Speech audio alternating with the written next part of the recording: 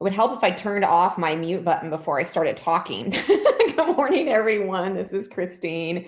I show that we are 9 o'clock in to be respectful of everybody's time. We are going to stick to our schedule, but happy Tuesday. Sometimes I wonder what day it is. I'm sure I'm not the only one, as the days blend into one another and our previously super structured lives may not be as much as they once were.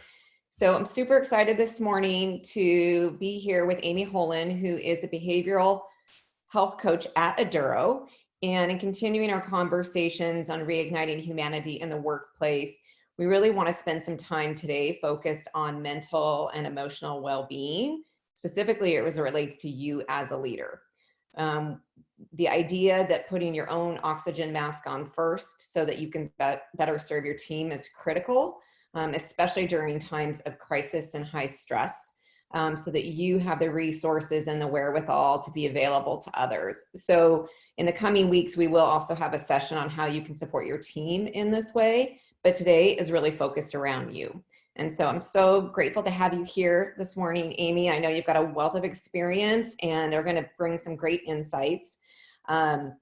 Before we get into the content, as a reminder, this is a 30-minute session. We will start out with getting some expertise and insights from Amy, and then we'll make sure we carve out some time for Q&A at the end. If questions pop up during that time, I'll make a note whether we'll be able to address it then or come back to it. And then we really want to be able to provide you all with some clear action items, a few things you can do for yourselves at the end of this session. So welcome, Amy. It's great to have you here. Hi, thanks, Christine. I'm happy to be here. Awesome. Well, let's get right into it. So this is a topic that's really fresh for me because I feel like lately I have been providing a lot of support to a lot of leaders at a variety of organizations and levels as they're trying to figure out how do they take care of their team, but really it's coming down to how do they take care of themselves. And an example I had recently, I was on a call with a woman who's an executive at a pretty big company, and she was trying to navigate through all this change within her organization and prepare for potential layoffs. They already have furloughed a bunch of employees and also trying to manage the homeschooling of 2 kids. And when I was talking with her, she actually had escaped her house and went to her mother's house because she could not handle all of the stress that was around her and needed just a break for herself, which is super great from a self-awareness perspective. But like, why, from your perspective, is it so important that leaders focus on themselves right now? Because it can feel very selfish. And what happens if we don't? Love to get your thoughts on that. Sure. I mean, I think that's so important. And I think the story that you just illustrated is very representative of what's going on for a lot of people right now. I think people are juggling parenting, they're juggling trying to homeschool, and they're also trying to juggle their careers. And then you throw in a marriage to that too, and you suddenly have a lot of different elements that you're having to juggle with, to which there feels like sometimes there's not an escape or a release valve. And I think that that's where taking care of yourself really comes into play. That can become a really important release valve for you, as far as taking care of yourself and taking care of others. I think that we often just sideline self-care because we think that it's really not important or we'll get to it later. But I think that when we prioritize everything else and everyone else over our own self-care, then we start to suffer. And then it creates a ripple effect for not only our people in our lives, but also our teams and the people that we are working with at an organization. Yeah, self-care it can be especially challenging during this time too, because as I was mentioning, a lot of people don't have the same structures that they used to have in their life. They're having to be flexible. So what advice, how do we not just find the time, but maintain that level of commitment and consistency in self-care? Do you have any recommendations or practices that we can adopt? Yeah, I mean, I think that it's really important to create structure and ritual where there is none right now, right? I mean, we're used to being able to get up and go through our morning routines and get in the car and go to work and then come home. And I mean, there's a lot of structure within that day-to-day routine that we have. And right now there really isn't any. So I think finding ways to create structure and ritual in your life is probably really a good place to start. So thinking about, what does it look like in the morning? How does your morning routine look like right now? Is it just kind of everything just flows together? Maybe if there's a way to create a little bit more structure within your morning routine, or maybe it's in your afternoon, really giving yourself the space to take a break. I think that it's pretty easy when you have your computer there and it's there 24/7 to just, I'll just check email, or I'll just check in at this one thing, or I'll just, and then, of course that gets carried away and then we get busy and focused on our job again. And so I think that really creating that structure to have it on your calendar that you're taking a break for yourself during the day. In the evenings, really just trying to figure out how you can create some of that structured time. I think especially for the parents out there, I think that really finding a way to create some of that special time with your kids, because again, it feels like we're juggling and just trying to keep our head above water. But even if you can spend that 5 minutes, you'll feel, I think it's a form of self-care, I think, as a parent, as well as, for your kids. So I think structure and ritual is just really, really important, especially right now as everything is kind of blending in. One day is blending into the next, and it's hard to really differentiate time.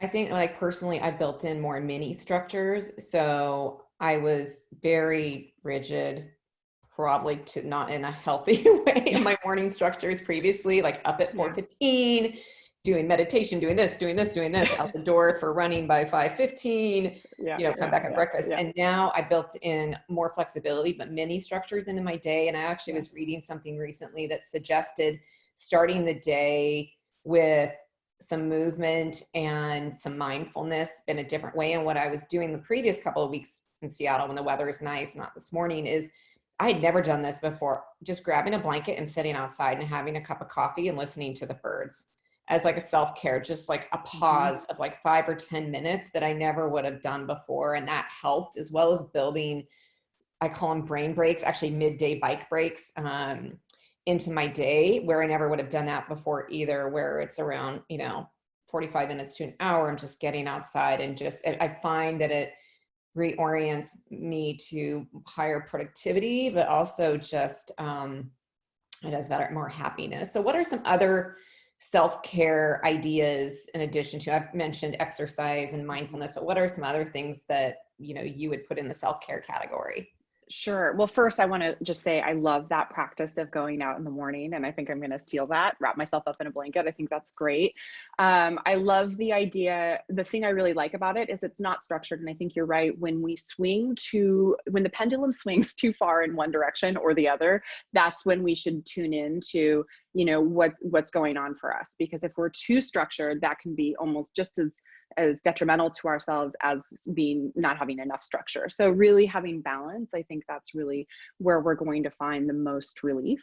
And so I love this, like building these little mini breaks in throughout your day. I think that's really powerful. And have you noticed a difference as far as incorporating that into your life? Yeah, because I found that with all of the, especially the video conferencing, it's very Mhm. fatiguing. And I know there's actually like science behind that, but I didn't realize that was what happened. But I was finding I was fatigued, and it wasn't fatigue by spending time with people. I think it was spending feet, because I did that anyway. It was fatigue from the screen. So it actually gives me a break from that. Mhm. And I come back to my work with more energy. But even a couple of days ago, I had a bunch of back-to-back meetings, but I had a 15-minute break, and I walked around my yard and I took pictures of all of the flowers in bloom. It took 15 minutes, but it like connected me with nature, even though I'm in the middle of the city. So yes, to answer your question, it's helped me. So Yeah.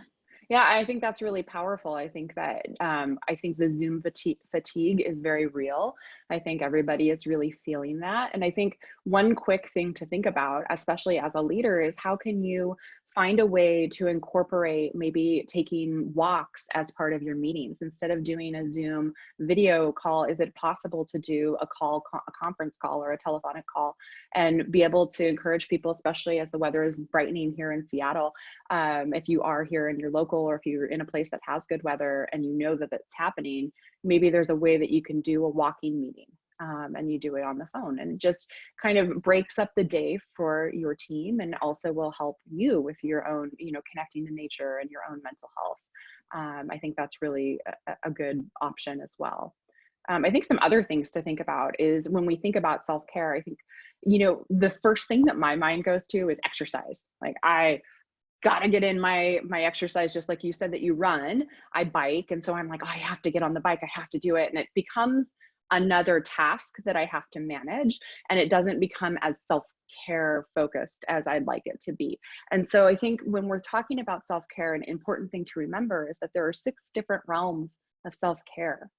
It's not just physical, although physical is part of that. Really thinking about, how are you tuning into your psychological self-care? How are you tuning into your emotional self-care, your spiritual self-care, who you are as a person, and professional? Some of the best professional self-care that you can have is creating boundaries. And again, boundaries around having that break time, boundaries around when you finish at the end of the day, boundaries in the morning, just really creating some structure to give yourself that space to breathe and process. I think that's really, really important for, not only your emotional well-being, but also your psychological well-being. It tunes into all of that, right? Spiritual, it doesn't have to be religion. It can be meditation. It can be connecting to nature. It can just be tuning in and having that mindfulness moment. That can be a really important part of self-care.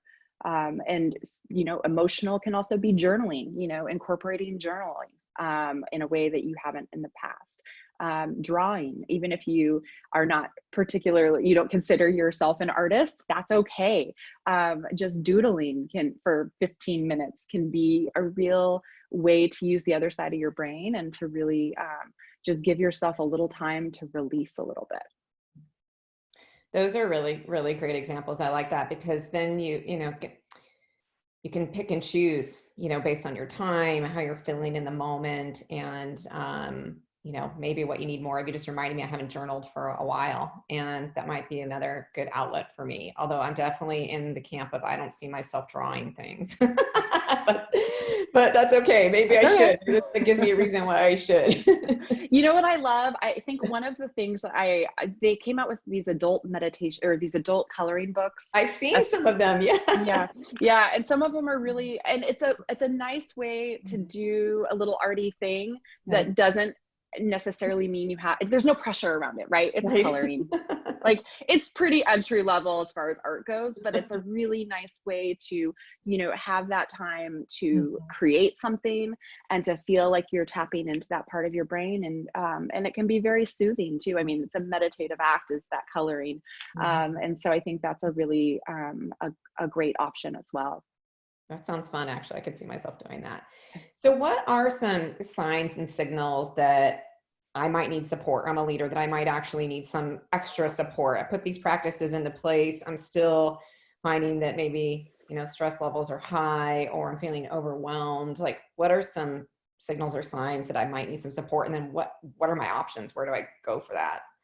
Yeah, I mean, I think that's a good question. I think anytime you're noticing, I think the baseline is if you're noticing any big changes. So if you are suddenly tearful in a way that you haven't ever been before, you're finding that you tear up before you get onto a call, for example, or you're feeling really tearful in meetings, that can be a sign and a symptom that you maybe need some additional support. Maybe you're finding that it's hard to motivate in just really basic things that used to be really easy for you. So maybe that's getting up and showering or brushing your teeth, and you're finding that that's harder to do. Then that can also be a sign that it's time to just tune in to how to get that help. If you have a sudden change in your appetite, you're eating a lot more than usual, or you're eating a lot less than usual, you're finding that you have no appetite. That's another sign. If you're feeling irritable, I know that this can happen, especially if we're not tuning into that self-care. That can be a really important signal to us to tune into that a little bit more. If you're drinking more than usual in a way that maybe is concerning to you, I think that's also a time to tune in. I know that, with some of the happy hours that are happening at corporations. I think that that's a really good thing. I think everybody should, go and find that way to connect. But if you find that, you are drinking a lot during those, then that's a time to tune in to, what's going on. Why is that happening? If you're feeling sad or hopeless, or you're just feeling this excessive amount of fatigue and you're finding it hard to get out of your bed, finding it hard to motivate to even take a walk outside, then that can also be a sign and symptom that it's time to either get some help or tune into that self-care. I mean, I think a lot of things, if you're feeling this way, if you're feeling any of these ways, that's okay.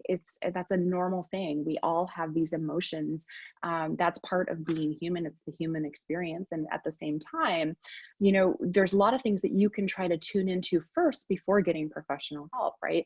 You can go and, tune into the self-care, try to add some things that you maybe haven't considered in the past. Maybe it's, doing just a 2-minute walk outside. Also the self-care piece, people think, oh, I don't have an hour to spend on myself every day. It doesn't have to be an hour. It could be 5 minutes. It could be 2 minutes, even just these micro moments of, a 30-second meditation or a 2-minute walk. I mean, that can be, I love your example of being in the garden and taking pictures of your flowers. I mean, that's a great way just to tap into that self-care in a way that's really doable. So tap into your self-care first and see where you're at and see if that helps. Maybe tune into a human performance coach. I know that, that is such a good option to help see if there's something that's holding you back from reaching your goals. And then of course, there's always professional help, right? You can always go and start working with a therapist as well. And there are lots of options right now. I know it's hard because of the quarantine and the lockdown, but lots of therapists are offering teletherapy. So that's another option as well. That's great. And I love that you kind of go back to self-care in the way they define it. So last week, personally, I was feeling very overwhelmed by all of the support trying to provide other people, that I realized it was starting to affect me. And I needed to, just to your point earlier, set some boundaries. And I actually canceled some things off my schedule. And then I also carved some time off for myself where I'm not going to actually do any work. And that was something I recognized in myself, that I needed a mental and emotional break, because it was starting to create a toll on me. And yeah, so I appreciate that, as kind of going back to that. And then knowing that there are other options of having a professional coach. I was on a call with somebody last week. It was actually just a friend. She was really struggling, and I could listen to her, but I really felt like she would benefit from a coach, a human performance coach, to kind of help her through and unlock this place that she was at, so that she could get on a path towards her own wellness, so that she could better serve her team. Because I wasn't in a, not qualified professionally to do that, even though I have many, many years of leadership experience. Yeah, So, yeah. and I'm finding I'm actually referring more people to those types of services these days. How do people go about finding, if they actually do need some more professional help? How would somebody go about finding a resource for that right now? Yeah, I mean, I think it's really important to tune in to what resources are available through your company. I think if you have an EAP, that's a place to start. I think, getting really familiar with your benefits through your health insurance, and what is covered and what kind of copay is involved. I think that's not only important for you as a leader, of maybe wanting to get some additional professional help, but also really important for the team that you're supporting, right?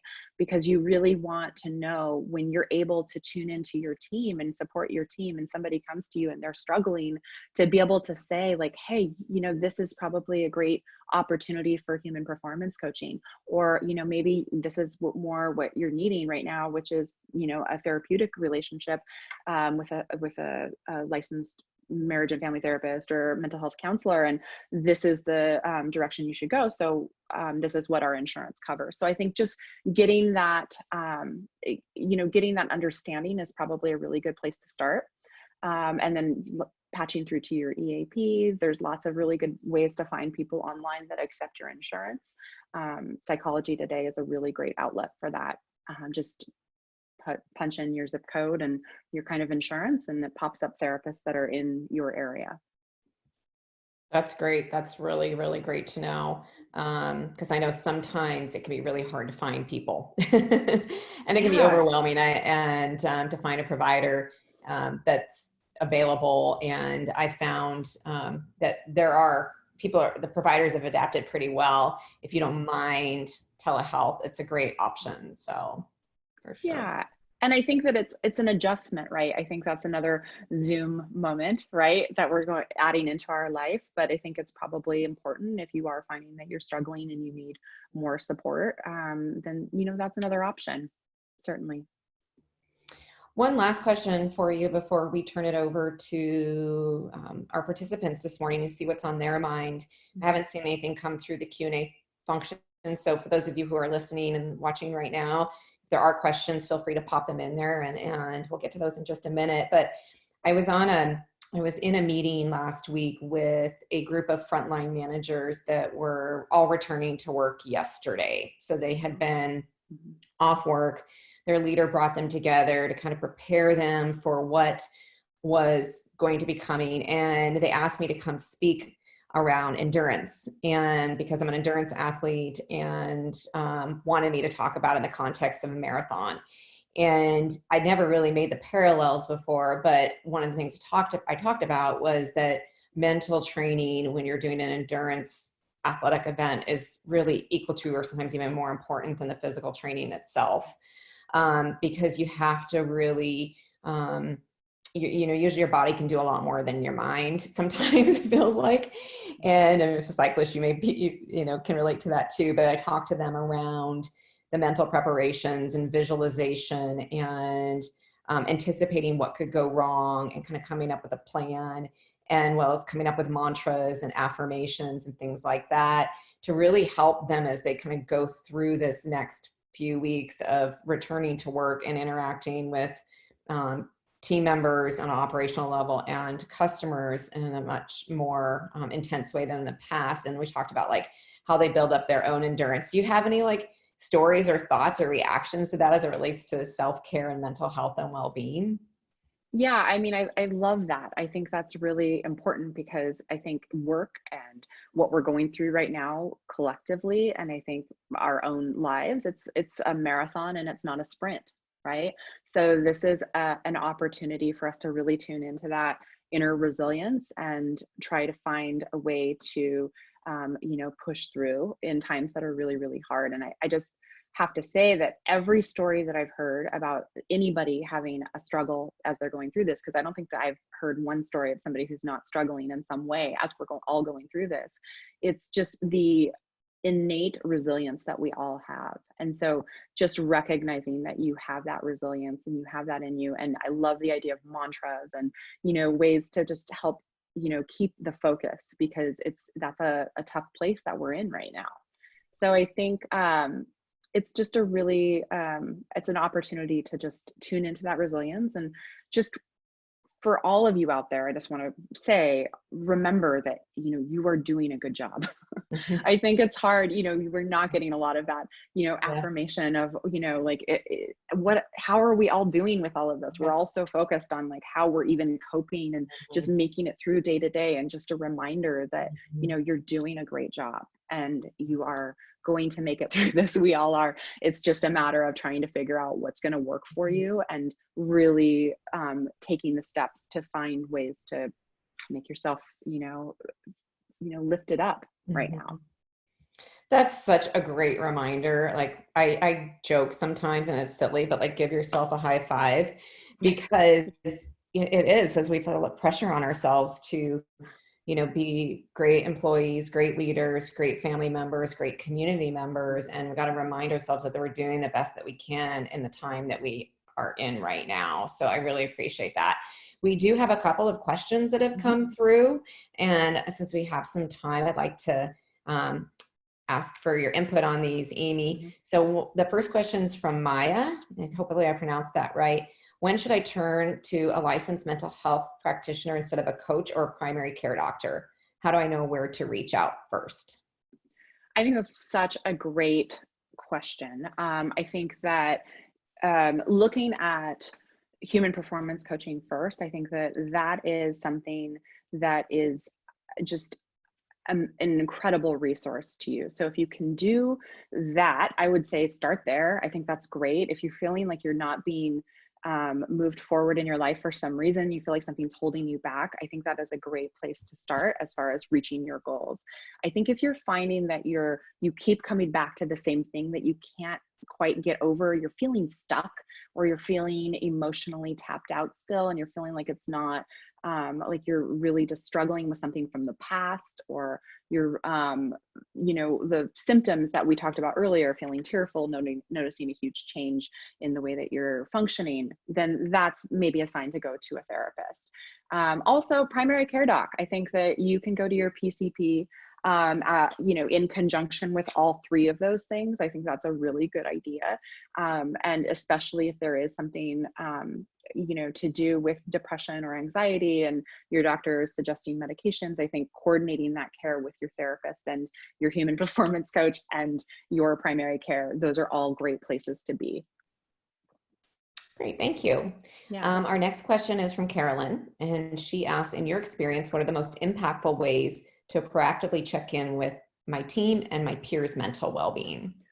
I think that's such a great question. I think that, being able to open the dialogue is probably the most profound way to help others on your team. And I think sometimes you assume that somebody is going to come to you and tell you what's going on. But I think just opening that dialogue, and I mean, it doesn't have to be intrusive. You don't have to say, so I noticed you're not doing well. Like, how are things? You can just ask, like, how are you doing? How are you holding up with all of this that's going on? We're all in a moment right now. We're all struggling. So how can we help? How are you doing? Just, I think that simple question can be really, really impactful. I heard a really great story from a friend actually who works as a pretty high level marketing person. Her HR person just happened to be walking by her desk, and this is as all of this just got started. And she looked at her and said, "How are you doing?" And she said it was so relieving to have that somebody ask her, because she was really struggling with how she was going to manage kids and how she was going to manage homeschooling and also managing her role. And it was just relieving to feel like she could just let it out and talk about it. And it didn't feel like, she had to hold it together. I think there's a perception that we have to all hold it together and not let anyone see any of our vulnerability, because if we do, then it maybe will be perceived as weak. And I think that if we can shift the thinking on that to vulnerability is actually equal to strength, I think we can really open dialogues that are meaningful for our staff. I love that. I love just the simplicity of it. And I know that those informal kind of quick check-ins, whether it's text, Slack, email, phone call, Zoom, I'm sure I'm forgetting lots of platforms, Microsoft Teams, like just a quick check-in, like, how are you doing? Can just help open up the dialogue. And I know one of my clients, consulting clients, also does a more formal check-in with their team periodically on a scale of 1 to 10, like, how are you doing? How are you feeling about kind of the current environment, as a way for them to hone in on the things that where teams are feeling and individuals are feeling positive and hopeful and optimistic, but other cases where they're maybe struggling. And one of the learnings that they got when they did that last one, it was a few weeks ago, and it's very informal. It's like 1 to 10, and this person was a 5. And the reason why she was a 5 was because she was really, she wasn't struggling with the homeschooling, but she was feeling like that there hadn't been a lot of acknowledgement within the organization around what that was, and was looking to create community for how do we support each other during this time. So I think there are ways to look at individuals, but also to gather themes. We are just up almost in our last minute. This has gone by fast. Thank you so much for all of your insights, Amy. It's been incredible. Like, you have a couple of action items or suggestions for people as we kind of wrap it up? just tune into that self-care. I think that figuring out how to create some time and some space for you, for yourself, just to tune into that, and recognizing that it's not a selfish act. It's really something that is selfless, because the more that you take care of yourself, the more present you are for others in a more meaningful way. That's great. Thank you so much. Yeah. Thanks for joining us, everybody. And hopefully you'll be back next Tuesday. Take care.